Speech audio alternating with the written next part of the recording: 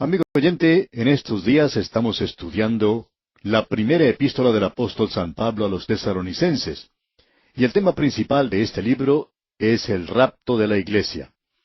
El tema principal de la segunda epístola a los Tesalonicenses es la revelación de Cristo y que Él vendrá a establecer su reino a esta tierra.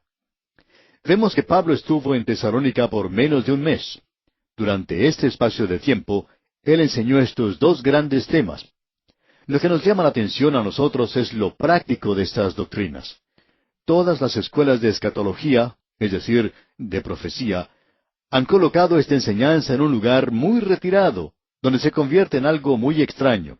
Es decir, que se convierte en algo de lo cual es bueno hablar y argumentar o conversar, pero que no tiene mucho significado. Es como si fuera algo que no se puede utilizar en nuestras vidas diarias. Bueno, Pablo está demostrando aquí que sí, que tiene mucho que ver con nuestras vidas diarias. En el capítulo 3, el tema que presenta es la venida de Cristo es una esperanza purificadora. Esto cambiará su vida. Esto tendrá mucho que ver en su estilo de vida si usted cree en el rapto de la iglesia, es decir, la inminente venida de Cristo a llevar a los suyos. Eso afectará a su vida. Y si no tiene ninguna influencia en su vida, amigo oyente, entonces usted en realidad no cree en eso. Es nada más que una teoría o solamente una filosofía para usted. Ese es el corazón mismo de la epístola. Este tema lo encontramos comenzando aquí en el capítulo 3 y continúa hasta el versículo 12 del capítulo 4. El verdadero centro de esta epístola es que la venida de Cristo por su iglesia es una esperanza purificadora. Usted recordará que el apóstol Pablo había esperado en Corinto un informe de parte de Timoteo, y aparentemente también de parte de Silas y del doctor Lucas, y de otros que se encontraban allí. Ahora él dice al comenzar este capítulo 3 en el versículo 1, por lo cual, no pudiendo soportarlo más, acordamos quedarnos solos en Atenas. Aparentemente Pablo se encontraba con algunos de los hermanos en Atenas. Lo que en realidad sucedió era que estos hombres que él estaba esperando eran en realidad Timoteo y Silas. Pensamos que los demás de este grupo ya se encontraban con Pablo. Por eso es que dice en este versículo 1, por lo cual, no pudiendo soportarlo más, acordamos quedarnos solos en Atenas. Aparentemente él envió a todos ellos de regreso, y fue entonces cuando Pablo pasó este tiempo solo. Las palabras con las cuales comienza este primer versículo del capítulo 3, por lo cual, es algo bastante importante por la forma en que comienza este capítulo. Usted recordará que él habló en el capítulo anterior de la relación familiar que existe en la iglesia. Él había sido como una madre para la iglesia, dijimos. Él había sido como un padre para ellos. Él era un hermano, y como un hermano, él los amó. Él les llevó al Señor Jesucristo. Ahora, al finalizar el capítulo anterior, él decía, vosotros sois nuestra gloria y gozo. ¿Cuándo? A la venida de Cristo. Y esa palabra venida es parusía. Sabemos que el apóstol Pablo utilizaba estos términos para la venida de Cristo en una forma alternada. Pero hay ocasiones en las cuales Pablo le da a esto un énfasis verdadero. Y parusía quiere decir aquí la aparición de Cristo. Y eso era naturalmente para los creyentes. Aquí se refiere entonces al tiempo cuando los creyentes recibirían su recompensa. Así que, entonces, estas palabras, por lo cual, que se encuentran al comienzo de este versículo 1, une a este capítulo 3 con el anterior.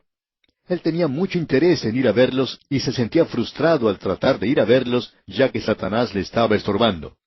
Pablo había tenido que partir de Tesalónica tan rápidamente que quedaron muchas cosas, enseñanzas, sin completar, y doctrinas que él no había tenido tiempo de desarrollar completamente. Ya vamos a observar una de estas más adelante. Y él no solo desea regresar, sino que también tenía dudas en cuanto al futuro de los creyentes allí. Y Pablo ansiaba consolarlos. Es decir, él demuestra lo que había mencionado al comienzo, ese trabajo de amor. Y amigo oyente, aquí tenemos un ejemplo del amor en acción. El amor no es solamente un afecto o simplemente una sensación muy agradable, cariñosa, cómoda, cálida que uno siente en su corazón. El amor busca el bienestar de otra persona. Esa es la forma en que usted expresa su amor por los demás. Usted busca su bienestar y en realidad uno hasta pone en peligro su propia vida por esa otra persona si uno en realidad la ama. Y Pablo dice en el versículo 2, y enviamos a Timoteo, nuestro hermano. Y aquí podemos ver que estamos todavía hablando acerca del hermano, servidor de Dios. Él es un ministro o servidor. De esta palabra servidor, nosotros tomamos la palabra diácono, que quiere decir precisamente eso, servidor. Y él es servidor de Dios y colaborador nuestro en el Evangelio de Cristo. Ahora, el Evangelio de Cristo es la esfera de servicio. Es decir, que Pablo no es solamente un bienhechor. A veces se nos critica porque nuestro objetivo principal es el de esparcir la palabra de Dios. Ese es el aspecto primordial de nuestro ministerio. Los fundamentalistas somos criticados diciendo que no enfatizamos lo suficiente el aspecto social del Evangelio. Pues bien, amigo oyente, no ha existido nunca ningún movimiento social de envergadura que no haya estado basado en la predicación del Evangelio. Las leyes de trabajo en cuanto a los niños en Inglaterra fueron producto de las reuniones que tuvo ese gran evangelista Juan Wesley. También los sindicatos o movimientos laborales del día de hoy le deben mucho a Wesley, aun cuando ellos no reconocen eso hoy porque están tan lejos de su origen. Pero en realidad, esa es la base de todo gran esfuerzo social. Los hospitales fueron producto de la predicación de la palabra de Dios. Y si yo hago lo que debo hacer, entonces estas otras cosas llegarán a realizarse por sí mismas.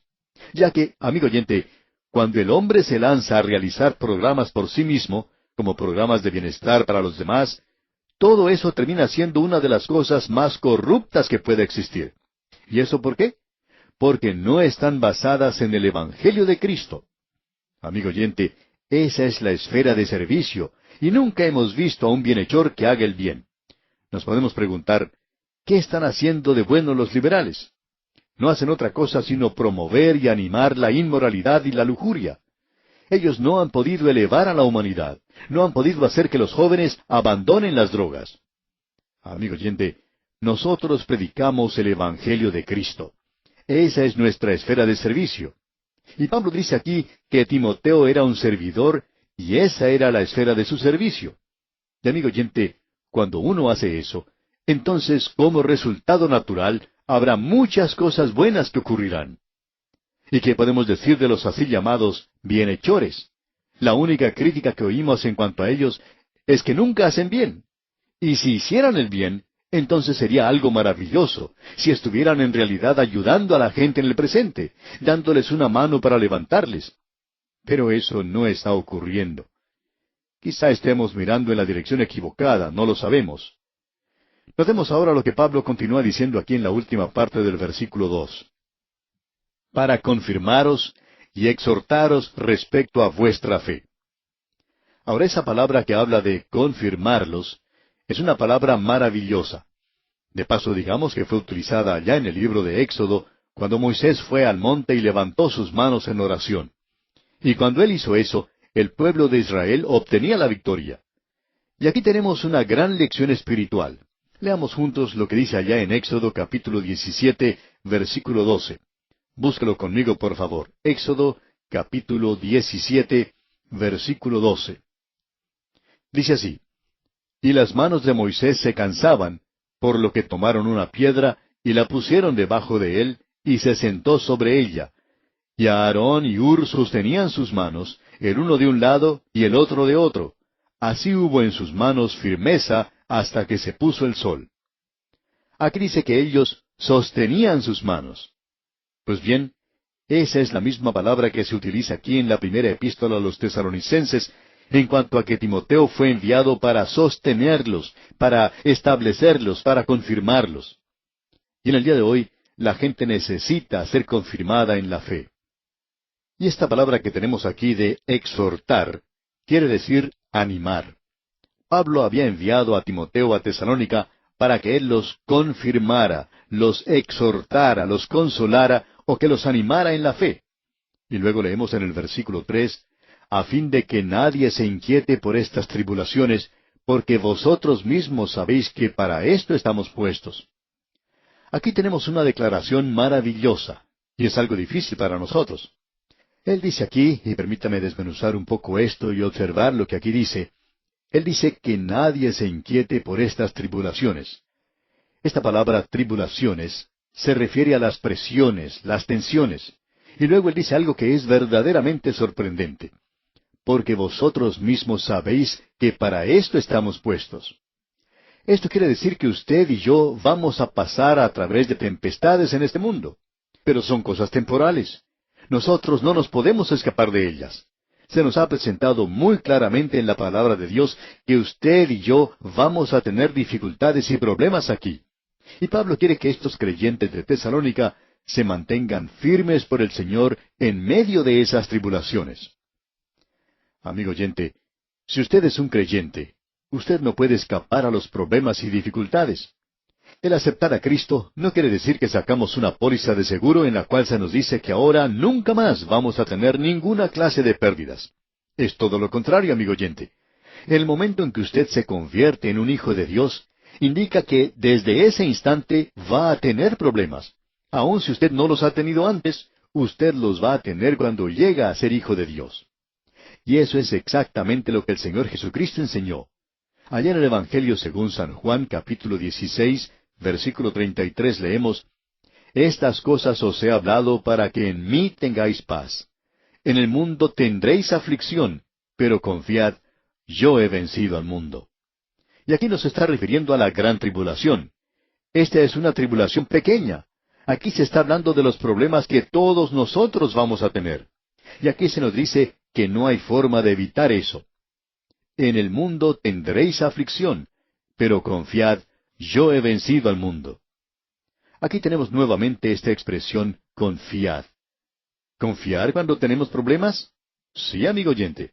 Confiar en esa situación. Amigo oyente, en el día de hoy hay muchos de los hijos de Dios que están llegando a conocer lo que es tribulación y aflicción. Lo sorprendente de todo esto es que Él, el Señor, nos ha prometido guiarnos a través de las tribulaciones. Y así es como se nos presenta aquí.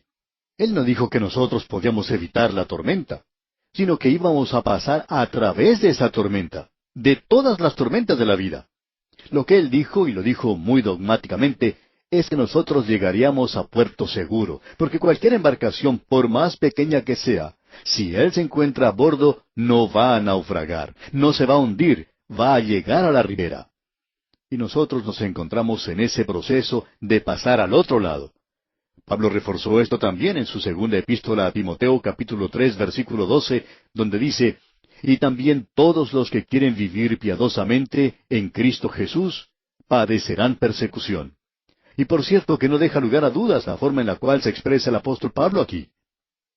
En base, pues, a lo que acabamos de leer, quisiéramos preguntarle, amigo oyente, siendo usted un hijo de Dios, ¿nota que el cielo está muy despejado para usted?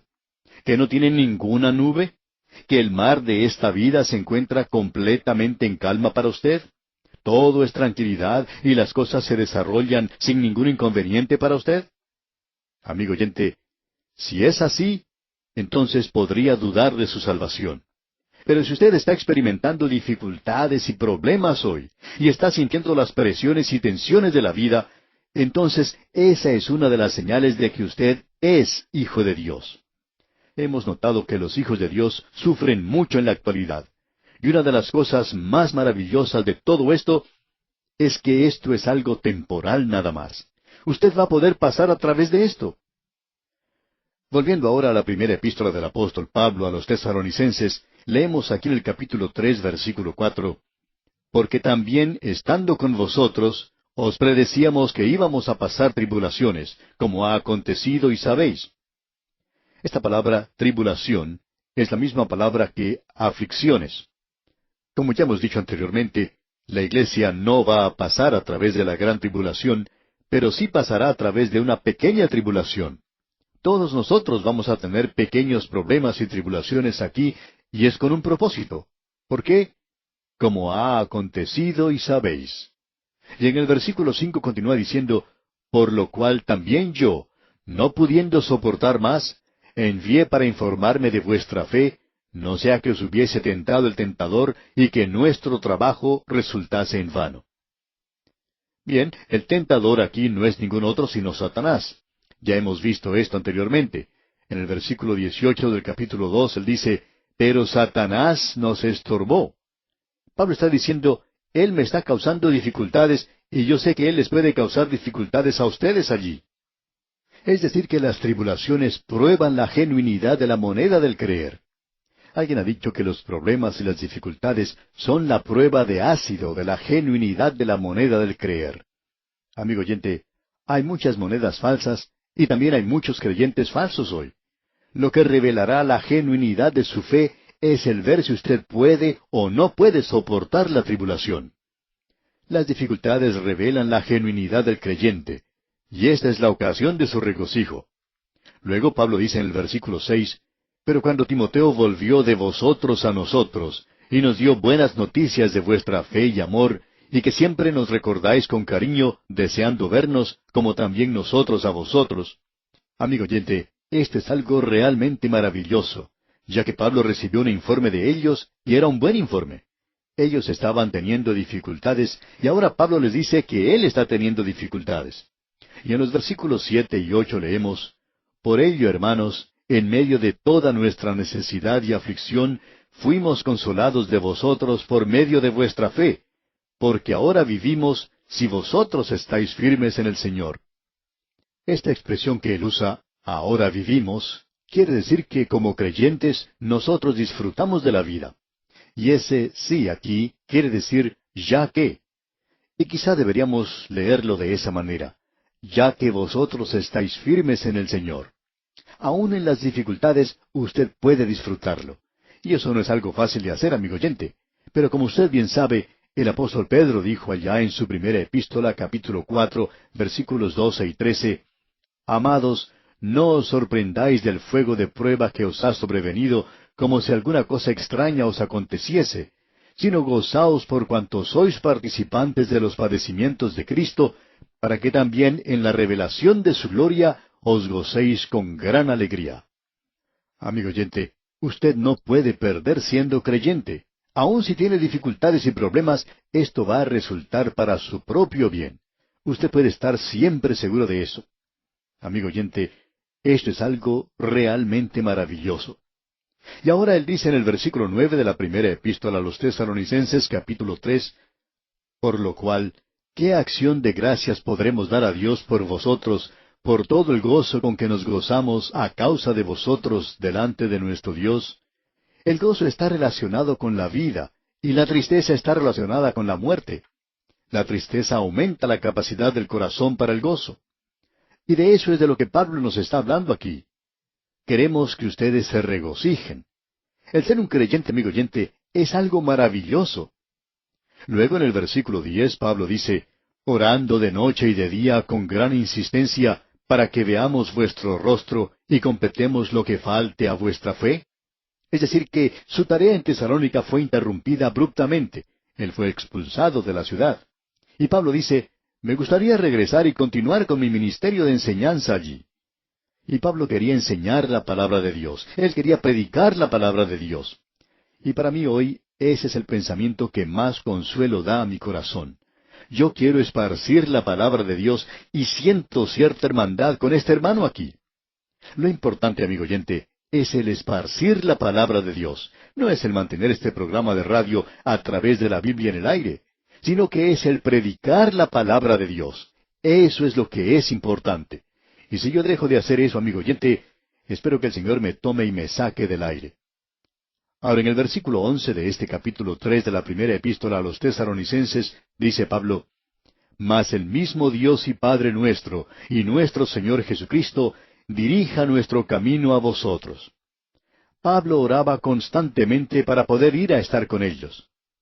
Y luego dice en los versículos 12 y 13, Y el Señor os haga crecer y abundar en amor unos para con otros, y para con todos, como también lo hacemos nosotros para con vosotros, para que sean afirmados vuestros corazones, irreprensibles en santidad delante de Dios nuestro Padre, en la venida de nuestro Señor Jesucristo con todos sus santos. ¡Qué cosa más maravillosa la que tenemos aquí! Usted puede apreciar que el amor no es solamente un afecto. Busca el bienestar de otra persona. El amor no es un fin en sí mismo, sino que busca el desarrollar un carácter de santidad. Y aquí tenemos una declaración que ya hemos dado anteriormente. Si a usted se le hiciera un juicio en los tribunales por ser creyente, ¿habría la suficiente evidencia como para condenarle? Porque nosotros vamos a aparecer ante Él, y Él va a juzgar nuestras obras. Permítanos mencionar algo más. Quizá esto le parezca algo terrible, pero lo mencionaremos de todos modos. Él va a juzgar nuestro carácter como creyentes. Esto es para ver si recibimos la recompensa o no la recibimos. Y amigo creyente, ¿qué clase de vida está viviendo usted hoy? Eso es lo importante. Y aquí nos detenemos por hoy. En la continuación de este estudio retornaremos en nuestro próximo programa. Mientras tanto, le sugerimos leer el capítulo 4 de esta primera epístola a los tesalonicenses para estar así mejor preparado para nuestro próximo estudio.